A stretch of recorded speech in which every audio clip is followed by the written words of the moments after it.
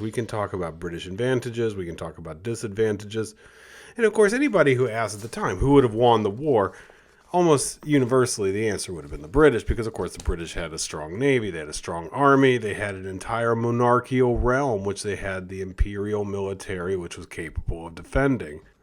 Who were these American upstarts? What were they going to do? Would they be able to accomplish what they set out to do? Most of the world would have answered with a resounding no. But let's look a little bit closer and consider what British advantages were and what some of the British disadvantages were.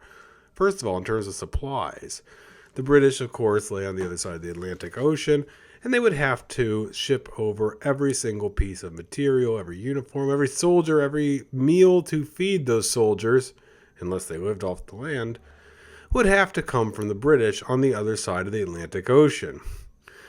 In previous imperial conflicts, colonists had provided a good deal of the troops that the British needed in North America. Now, of course, those troops would not be fighting for the British, but in many cases would be fighting against the British. Although I should say that the British did have loyal allies, and especially in the Southern campaign later on in the war, the Loyalist militias became increasingly important to the British plan for success in ending the American Rebellion. But largely, the British squandered their opportunities with the Loyalists, and they never quite fulfilled what they promised to do with these Loyalist militias. And the Loyalist militias, in no small part, were very much met and counterbalanced by the American patriotic militias. So the British, they don't have the colonists to provide for the troops. They have to cross every last troop and every bit of their supplies over 3,000 miles of ocean. And George Washington, realizing how tenuous these British supply lines were, always did a good job of doing tactical retreats, moving just far enough inland to make British operations more difficult. George Washington would retreat towards the interior, where they were cut off from the supplies.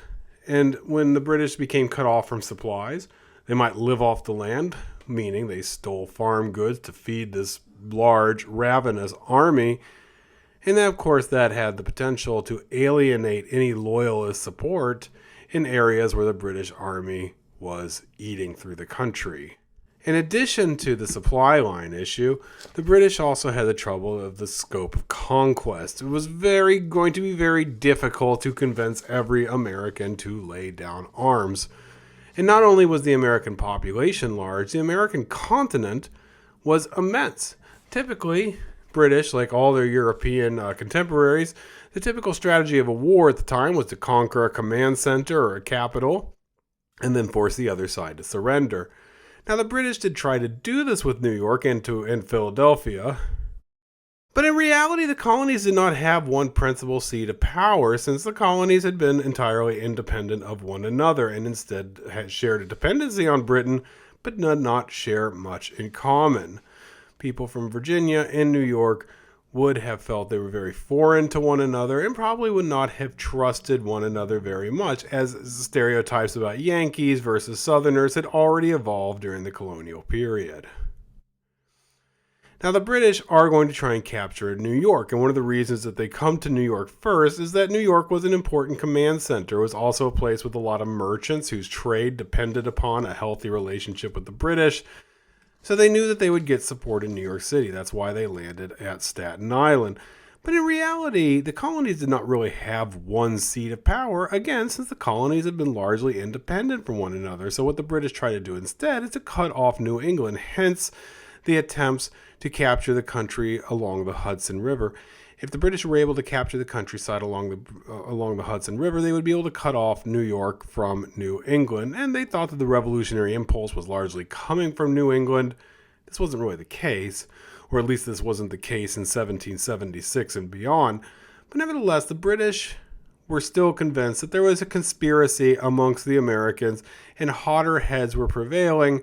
And once the British brought their troops over, put on a vulgar display of power with their imperial might, that they would cow the Americans back into line and force those British patriots to lay down their weapons and to be subservient and to behave. This was the idea with the coercive acts that followed in the wake of the Boston Tea Party. The British had sent over a tremendous fleet to try and block the port of Boston, and to show the American colonists what the repercussions would be if they did not bow before the authority of the British. Of course, as we have already seen, what the Force Acts ended up doing was to unite the colonies rather than divide them. Rather than the colonies seeing what was happening in Boston as instructive and a fate to be avoided, instead the colonies largely figured what's happening in Boston, what's happening in Massachusetts, could easily happen to us as long as the British hold arbitrary sway over us and we have no political representation. So ironically, the Coercive Acts, meant to cow and scare the Americans into line to make them more subservient to the British Empire, probably had the opposite of the intended effect and united them in their fear of arbitrary power practiced on the part of the British against the American colonists. So with the British convinced that the sort of, heart of the revolution lay in New England, their first intention was to try and cut off New England from the rest of the colonies by occupying the Hudson River Valley and taking over New York, which lay in the geographical center between New England and the southern colonies. And from the very beginning, Carleton's strategy focused on geographically isolating these New England colonies by capturing the Hudson River. Why were they interested in this? Because they knew that if they were able to sort of tamp down the rebellion, they might be able to stop it from spreading. They knew that if the rebellion did spread further, that it would be much harder to stamp out a large, widespread rebellion. Unbeknownst to the British, however, is that the rebellion had already spread significantly thanks to the work of the correspondence committees, the boycott committees, and other patriots who were ramping up for war with the British. Ultimately, the Patriots, if they want to win this war against the British, they would have to do the same thing that the Vietnamese would have to do against the French in the 50s and against the Americans in the 1960s.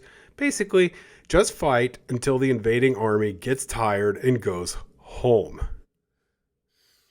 George Washington always knew that as long as he kept his army together, as long as he kept an army in the field to challenge British authority, ultimately the British war machine might just run out of gas, and the British would end their invasion of America preemptorily without cowing the American colonies back into line.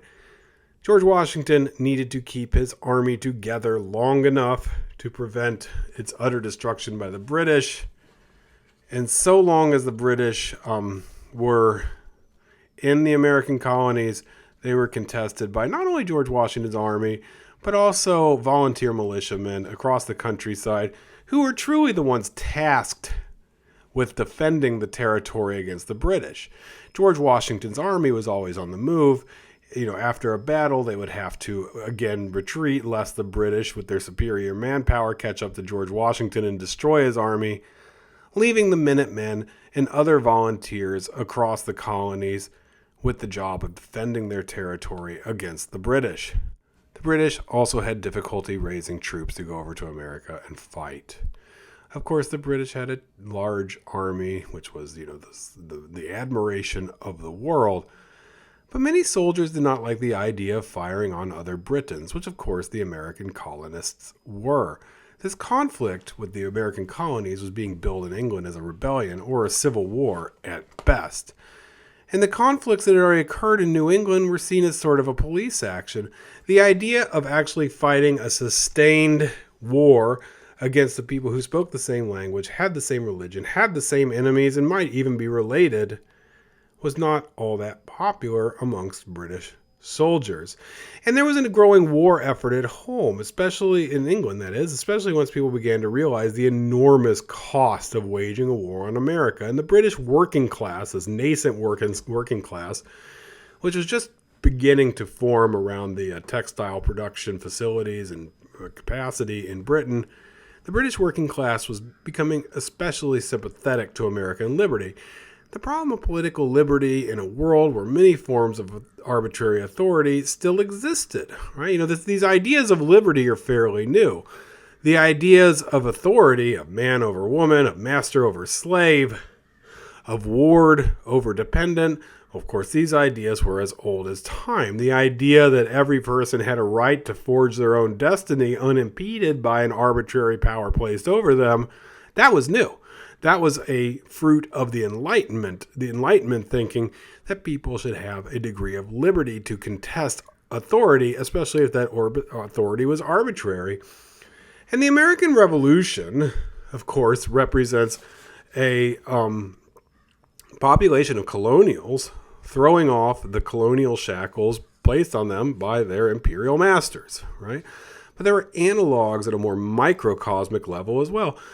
For instance, when Abigail Adams writes to John Adams to, quote, remember the ladies when they are coming up with their political philosophy, what she means is that, yes, if the sort of sway that the British authority held over the colonies was arbitrary and not necessarily based in any sort of justifiable power, so too was that of the man over the wife. And I mean, it is no coincidence that the great age of the emancipation of slavery follows the American and the French revolutions because, of course, the idea of political liberty, where everybody should have a political voice and no tyrant or leader can suppress that voice in a system which encourages freedom, of course, enslaved people are going to wise up to the fact very fast that it is hypocritical to say that colonials should not be shackled by a distant and arbitrary authority, then neither should a enslaved person be arbitrarily overseen by a master. What in the laws of, to quote Thomas Paine, nature or God sanctions such a relationship?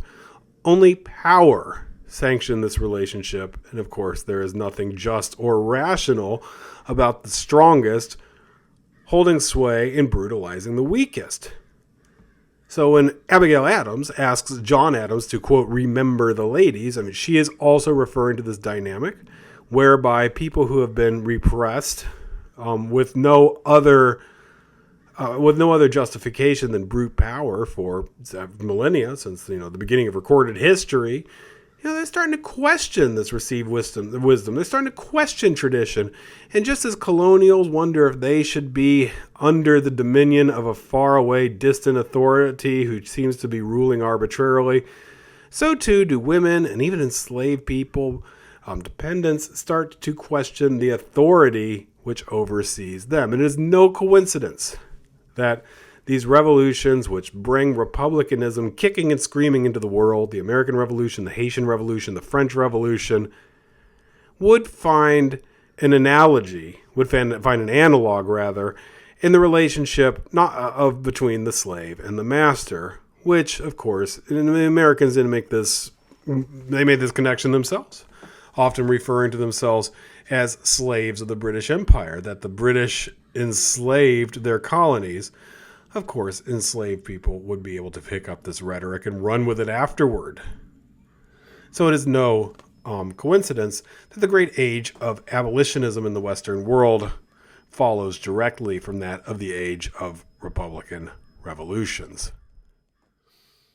The American cause did find certain allies in England, especially amongst those like factory workers or workers in the textile mills who felt that they were in a similar position as the colonists, that their freedoms were being stripped from them by the arbitrary authority of the bosses on the factory floor, just as the colonists felt like their authority was being stripped from them by the British monarchical realm. The difficulty of achieving the war aims that the British set out to achieve by reconquering the American colonies, well, these are very difficult to accomplish because of the immensity of the American continent, of the fact that not all British people were wholeheartedly dedicated to the idea of reconquering the American colonies, and of course the fact that it was so difficult to supply this massive troop deployment that the British did in the New World because of the yawning distance that lay between the American colonies and the British Isle with the Atlantic Ocean, providing a